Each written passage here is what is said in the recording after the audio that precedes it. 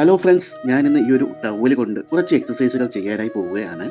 എൻ്റെ ഈ വെപ്പുകാല് വെച്ച് 8 വർഷമായി ഞാൻ നടക്കുന്നുണ്ട്. കുറച്ച് നാളായിട്ട് കാൽമുട്ടിൽ ചെറിയൊരു സൗണ്ട് പോലെയും വല്ലാത്തൊരു അസ്വസ്ഥത പോലെയും. ഹോസ്പിറ്റലിൽ കാണിച്ചപ്പോഴാണ് മസിലൊക്കെ വീക്കാണെന്നും നല്ലപോലെ എക്സസൈസ് ചെയ്യണമെന്നും ഡോക്ടർ പറഞ്ഞത്.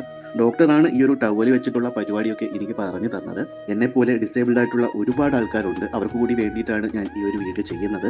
ഫസ്റ്റായിട്ട് നമ്മൾ എടുത്തു വെച്ച ആ ഒരു ടവൽ ചെറുതായിട്ട് റൗണ്ടിൽ മടക്കി നമ്മുടെ കാൽമുട്ടിന് അടിയിലായിട്ട് വെച്ചതിന് ശേഷം കാൽമുട്ട് താഴേക്ക് ശക്തിയായി അമർത്തണം. അപ്പോൾ നമുക്ക് കൗണ്ട് ചെയ്യാം. 1 2 3 4 5 6 7 8 9 10. ദെൻ റിലീസ് ചെയ്യാം. അങ്ങനെ ഒരു 10 വട്ടമെങ്കിലും 2 കാലിലുമായിട്ട് ചെയ്യണം. പെതുക്കെ അത് കൂട്ടി ചെയ്യണം. സെക്കൻഡ് സ്റ്റെപ്പ് എന്ന് പറയുന്നത് ടവൽ മടക്കി 2 കാലുകളുടെയും മുട്ടിന് സൈഡിലായി വെച്ച് ഉള്ളിലേക്ക് അമർത്തുക. 1 2 3 4 5 6 7 8 9 10.